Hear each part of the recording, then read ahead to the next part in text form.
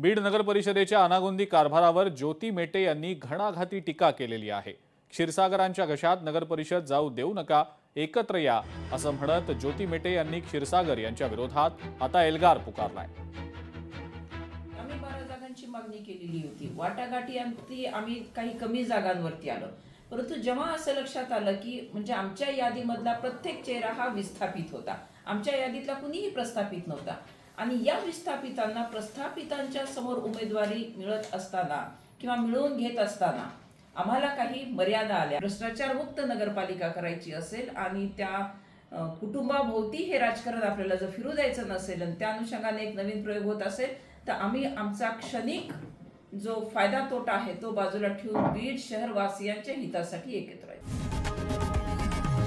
लोकशाही मराठी ऐका, पहा, जागरूक रहा।